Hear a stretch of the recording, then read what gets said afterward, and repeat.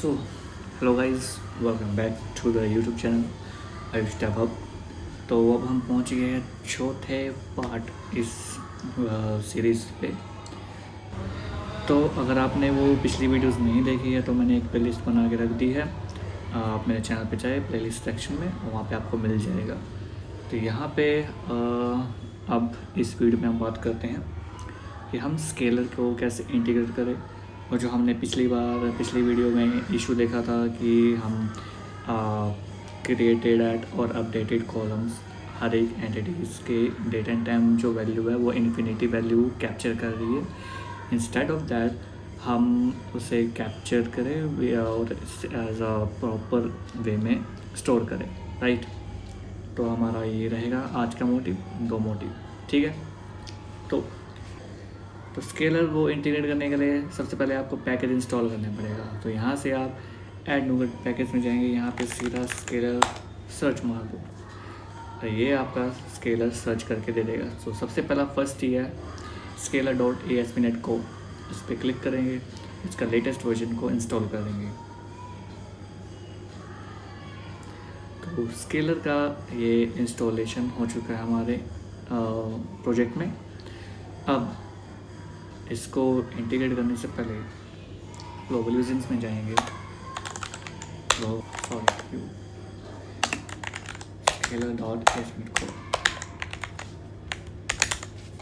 Okay. अब program.cs में जाएंगे, app.map scalar API reference, और हो गया हमारा ये हो गया इन द सेंस, मतलब कि ये नहीं कि भाई प्रॉपर हो गया। अब यहाँ से प्रॉपर्टीज़ वाला फोल्डर आपको दिख रहा होगा, यहाँ पे लॉन्च सेटिंग्स है। तो लॉन्च सेटिंग्स पे हम जाएंगे, यहाँ पे लिखा हुआ है लॉन्च ब्राउज़र, यहाँ पे फॉल्स है, इसको ट्रू कर दें, ओके। और लॉन्च यूआरएल को यहाँ पे कह देते हैं स्केलर। तो जब भी मेरा लॉन्च हो HTTPS वाले फॉर्मेट में, वो लॉन्च कर दे हमारे, ठीक है। यहाँ से भी इसको ट्रू कर दो, ये HTTP है,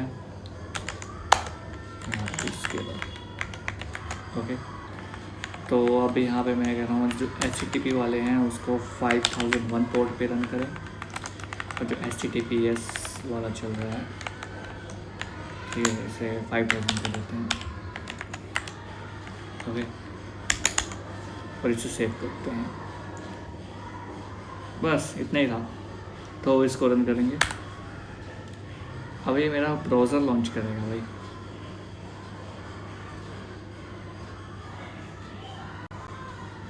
तो 5001 पोर्ट पे, मतलब ये HTTP वाले पोर्ट पे चल रहा है, HTTPS पे नहीं चल रहा है। और आप यहाँ पे देख सकते हैं, तो यहाँ पे आप देखेंगे कि टू डू आइटम्स और टू डू लिस्ट का दोनों API बना हुआ है। आई होप कि आपने टू डू आइटम्स की बना ली होगी, ठीक है। और हम यहाँ पे टेस्टिंग भी करेंगे कि गेट करके देखते हैं कि क्या रिस्पॉन्स आ रहा है। तो सेम जो हम पोस्टमैन पे जो रिस्पॉन्स गेट कर रहे थे, वो यहाँ पे भी हमें वही रिस्पॉन्स सेम मिलेगा यहाँ पे स्केलर पे। अगर हम क्रिएट करते हैं तो यहाँ से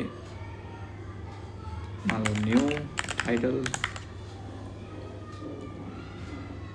और ये क्रिएट हो चुका है ये आईडी से, और हम गेट करते हैं, सॉरी, तो यहाँ पे वही न्यू टाइटल आ जाएगा। ये क्रिएटेड आईडी फिक्स करते हैं अभी, तो थोड़ा अभी स्केलर को और थोड़ा समझते हैं, ठीक है, थोड़ा एडवांस लेवल पे चलते हैं। तो मान लो कि मुझे इस स्केलर का ये चेंज करना है, टाइटल चेंज करना है, वर्जन वैल्यू चेंज करनी है, कुछ इन्फॉर्मेशन ऐड ऑन करना है। तो यहाँ पे आते हैं, तो इंफ्रास्ट्रक्चर में ही एक फाइल बनाते हैं, क्लास उसे बोलते हैं API document transformer.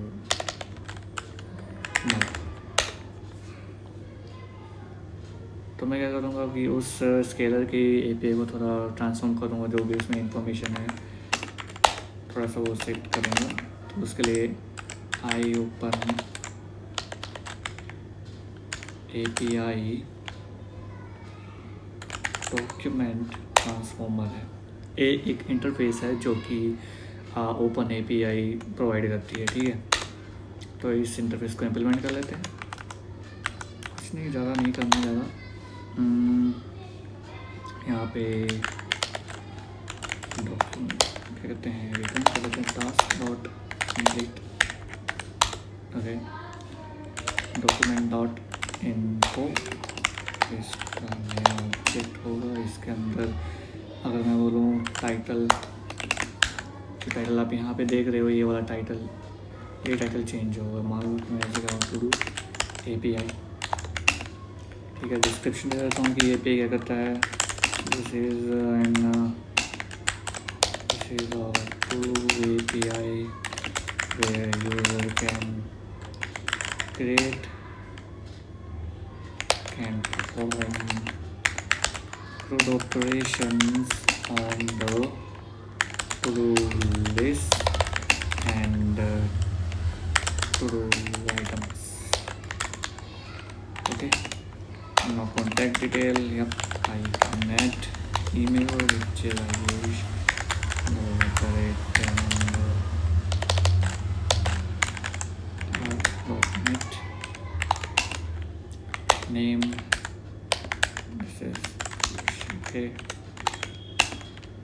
URL, if you want to add a URL, okay, then you can add, otherwise not. Summary, if you want to add summary, to do API summary. अगर version डाल देते हैं, ठीक है। अब इसे कैसे यूज़ करना है हमें, यहाँ पे डिपेंडेंसी इंजेक्शन में हमने ओपन एपीआई का यहाँ पे दे रखा है। जो हम पहले क्या करते थे कि अगर स्केलर से पहले क्या करते थे, हम देखते थे ना कि ओपन एपीआई का स्पेसिफिकेशन v1.json करके, तो वो स्पेसिफिकेशन v1 वैल्यू जो v1.json है वो बाय डिफ़ॉल्ट वैल्यू रहती है, ठीक है। तो बाय डिफ़ॉल्ट वैल्यू को चेंज करने के लिए हम यहाँ पे या कुछ भी नेम दे सकते हैं। तो वो क्या होगा, v1 से जो भी आप नेम दोगे .json पे वो ओपन होगा वो फाइल। तो मैं ये चेंज तो नहीं करूँगा, तो ऑप्शन रखता हूँ एक यहाँ पे ऐड डॉक्यूमेंट ट्रांसफॉर्मर, और यहाँ पे मैं ऐड करता हूँ API डॉक्यूमेंट ट्रांसफॉर्मर। ओके, तो ये वैल्यू इंजेक्ट हो चुकी है। अब मैं इसको रीरन करूँगा। अब देखते हैं कि क्या चेंजेस होते हैं। सी ओपन टू डू API आ गया। पहले क्या था, वर्जन 1.0.0.1, अब यहाँ पे OAS 3 बना था। तो यहाँ पे भी सेम v1 हो चुका है, जो मैंने 1 रखा था वर्जन, ठीक है। और टू डू हाई ये पाइप v1, और यहाँ से टू डू API जो कि ये था टाइटल, और यहाँ पे डिस्क्रिप्शन कुछ नहीं है, तो यहाँ पे डिस्क्रिप्शन आपको दिख जाएगा, राइट। अब मैंने कॉन्टैक्ट रखा था, तो यहाँ पे देख सकते हो यहाँ पे कॉन्टैक्ट रखा हुआ है। इस पर क्लिक करूँगा तो ओपन करो भाई, ईमेल करो जो मर्जी, ठीक है। तो ये था ओपन API। अगर इसका थीम भी चेंज करना है, तो थीम को चेंज करने के लिए सिंपली यहाँ पे आओ,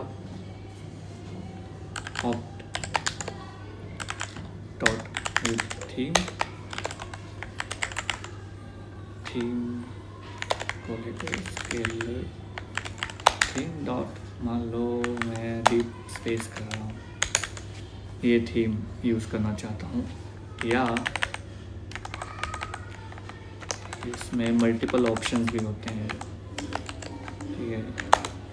ऑप्शन डॉट विद टाइटल, तो जो टैब का टाइटल होता है ना, बाय डिफ़ॉल्ट अगर यहाँ पे देखोगे तो यहाँ पे स्केलर API दिख रहा है, तो ये मैं चेंज करना चाहता हूँ।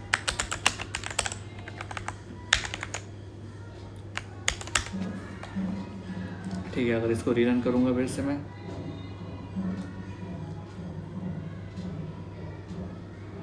देखो टैब चेंज होगी, वैल्यू चेंज हो गया, थीम भी चेंज होगी यहाँ पे देखो, ये पूरा वाइट है बाय डिफ़ॉल्ट। अब यहाँ पे देखोगे कि थोड़ा सा चेंजेस है। अगर मैं इसको डार्क थीम में करूँ, देख सकते हो, अगर इसको मैं डार्क थीम में करूँ, यहाँ पे देख सकते हो कि पूरा ब्लैक है, ठीक है, तो ये था स्केलर वाला कि कैसे स्केलर इंटीग्रेट करते हैं। अब चलो और टेबल को फिक्स करते हैं। अब मेरे को यहाँ पे इंटरसेप्टर बनाना है। जैसे कि मैंने बोला था आपको, डेटा पे आना है, एक न्यू फोल्डर बनाना है जिसका नाम होगा इंटरसेप्टर्स, और इस फोल्डर के अंदर n नंबर ऑफ इंटरसेप्टर्स होंगे। जैसे पास कर देते हैं ऑडिट टेबल एंटिटी इंटरसेप्टर। तो इस ऑडिट टेबल इंटरसेप्टर में EF कोर की जो है इंटरसेप्टर्स वो यूज़ करेंगे, सेव चेंजेस इंटरसेप्टर। और यहाँ पे एक मेथड बनाते हैं और अपडेट डेट टाइम और डेट्स, या और डेट कर लो, DB कॉन्टेक्स्ट नलेबल रह सकता है। Okay, if context is null then return, otherwise entries पता करो context और change checker dot entries। अभी इसकी I date time audit जो मैंने इंटरफेस बनाया था, ठीक है, उसमें से for each where entry in entries, if entry dot state is dot added or entity dot modified, if entry dot state is entity dot added, then entry dot entity जो created है उसकी value में यहाँ से पहले मैं time provider inject करूँगा,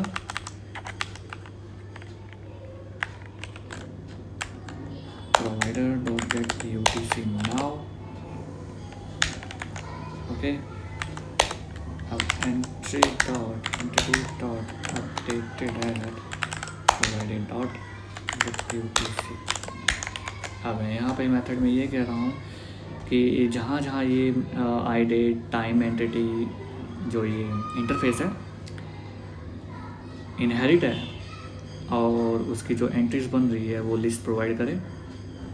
और मैं कंडीशन लगा रहा हूँ उस लिस्ट पे कि भाई अगर उस एंट्री की स्टेट ऐड की गई है या मॉडिफाइड की गई है, और उसके अंदर एक और कंडीशन लगा रहा हूँ कि अगर वो ऐड की हुई है, मतलब इनिशियल टाइम पे जब मैं ऐड कर रहा हूँ तब इसकी वैल्यू चेंज करे। अगर वो ऐड नहीं है, मॉडिफाइड है, तो भाई ये वाला ब्लॉक चले कि भाई वो अपडेट करे।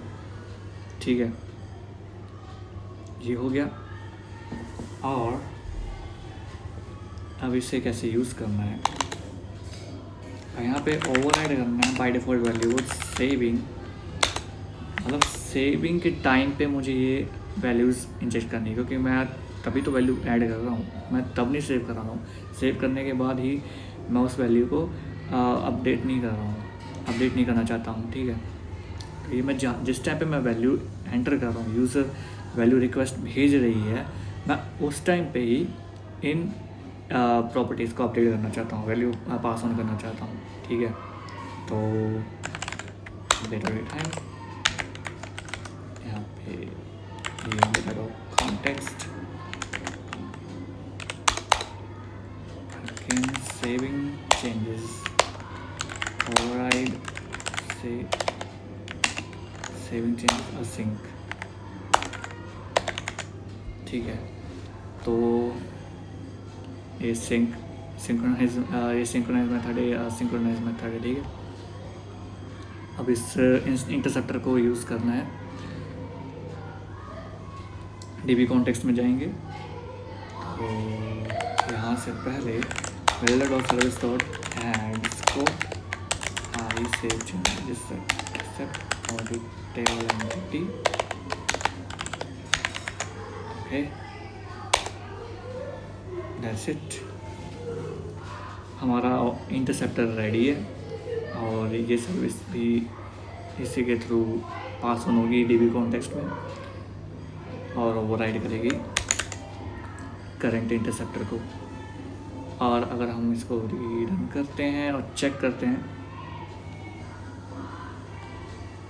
तो यहाँ पे इशू आ रहा है, some services are not constructed because हमने यहाँ पे इंजेक्ट किया है ऑडिटेबल एंटिटी इंटरसेप्टर में टाइम प्रोवाइडर, बट हमने डिफाइन नहीं किया है भाई इसकी लाइफ साइकिल, तो ये भी डिफाइन करनी है। तो यहाँ पे आ जाएंगे तो कहते हैं भाई builder service dot add singleton, भाई इसे सिंगलटन में लेंगे। और सिस्टम, जो सिस्टम की जो करंट सिस्टम मेरा है, मतलब अभी ये करंट मशीन जो है उसका डेट एंड टाइम वैल्यू के अकॉर्डिंग पे वो UTC टाइम वैल्यू सेट करेगा, ठीक है। तो ये सर्विस से सिंगलटन क्यों लिया, क्योंकि भाई ये पूरी लाइफ साइकिल इसकी जो है वो एक ही रहनी चाहिए, चेंज नहीं होनी चाहिए बार बार। मतलब कि अगर मैं एक सिस्टम पे हूँ तो उस करंट सिस्टम का ही उठाए, कोई बाहर से वैल्यू को इसको चेंज करके ना ऐड ऑन करे या मैनिपुलेट ना करे, ठीक है। और ये रन हो चुका है। अब हम यहाँ पे एक टू डू लिस्ट बना के देखेंगे, ठीक है।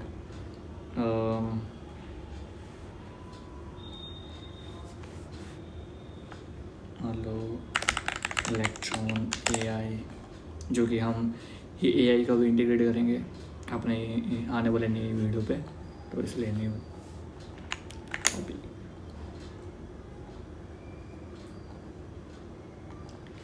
तो गेट करेंगे तो देखो भाई डेट एंड टाइम वैल्यू यहाँ पे ये इन्फिनिटी नहीं आ रही है, यहाँ पे एग्जैक्ट जो वैल्यू है ऐड हुई है इंटरसेप्टर के थ्रू वो हुई है। अगर आपको ये देखना है आगे कैसे डीबग भी करना है तो आप डीबग भी कर सकते हो। यहाँ पे आओगे तो डीबग लाओ और यहाँ से ऐड करो API,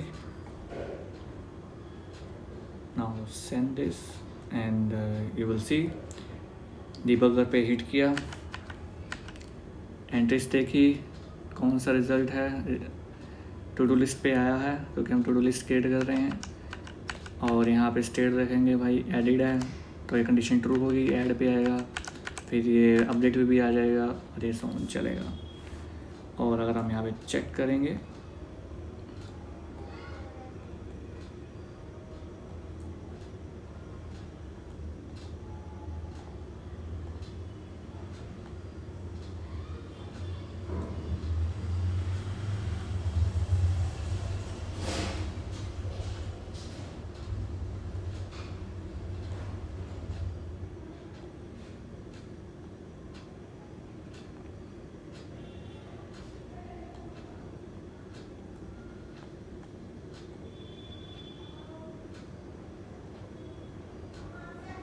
और अगर हम यहाँ पे चेक करेंगे PostgreSQL में तो आप देख सकते हो जेमिनी API, इलेक्ट्रॉन API,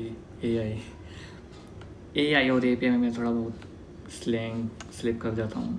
तो देख सकते हो यहाँ पे इन्फिनिटी वैल्यू नहीं यहाँ पे स्टोर हो रही है, जो कि हमने पिछली वीडियो में देखा था ये इन्फिनिटी शो कर रहा है, ठीक है। तो अब अपडेट वाला भी देख लेते हैं। यहाँ पे देख सकते हो कि जेमिनी यहाँ पे टाइम सेम है, बस 1 मिली सेकेंड का फ़र्क है क्योंकि मैं डीबग कर रहा था तो वो तो फ़र्क दिखेगा ही। चलिए अपडेट करते हैं इसे।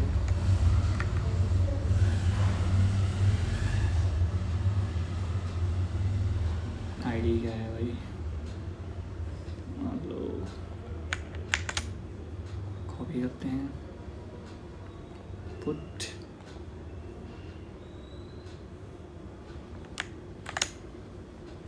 जेमिनी पे से ओपन AI कर लेते हैं भाई, ठीक है, चेंज कर लेते हैं।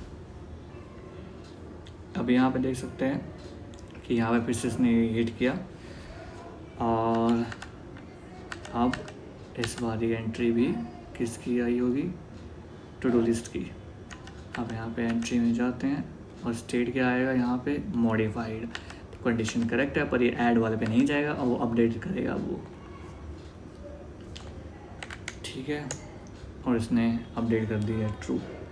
अब देखेंगे यहाँ पे गेट करेंगे वैल्यू, तो यहाँ पे अभी जो वैल्यू आ रही है जेमिनी API का, तो जेमिनी API नहीं होगा, मतलब जेमिनी API नहीं होगा, ओपन AI होगा। और जो ऑर्डर होगा वो उसका डिसेंडिंग होगा, अपडेटेड होगा 15, 14, 6, है ना। ओपन AI है। अब यहाँ पे 15, 16, अब चेंज हो गया टाइम, ठीक है। अब यहाँ पे देख लेते हैं, तो इलेक्ट ओपन AI, ठीक। मैंने क्रिएट कब किया था 44, 15, ठीक है। और अपडेट कब हुआ 46, 37 सेकेंड्स। तो यही था हमारा इंटरसेप्टर सिर्फ यही है, date and time value update करने के लिए नहीं यूज़ की जाती। इसको हम इवेंट्स, डोमेन इवेंट्स वगैरह सेंड करने के लिए या कुछ भी परफॉर्म करने के लिए यूज़ कर सकते हैं। तो ये थी आज की वीडियो। हमने क्या देखा, स्केलर इंटीग्रेट करी और स्केलर को एडवांस में देखा, और इंटरसेप्टर्स ऑडिटेबल इंटरसेप्टर ऐड किया, जिससे कि हम date and time value saving के टाइम पे ही वैल्यू ऐड ऑन करें। और बस, अगर आपको ये वीडियो अच्छी लगी है तो लाइक, शेयर, सब्सक्राइब ज़रूर करें। मिलते हैं नेक्स्ट वीडियो में। Thank you.